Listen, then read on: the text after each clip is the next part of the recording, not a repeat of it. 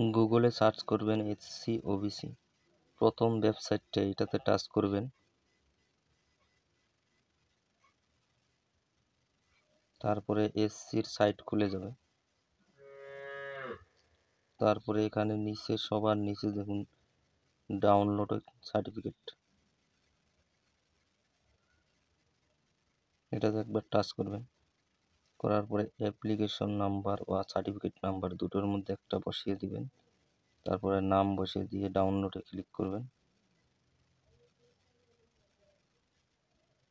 একটু টাইম নেবে।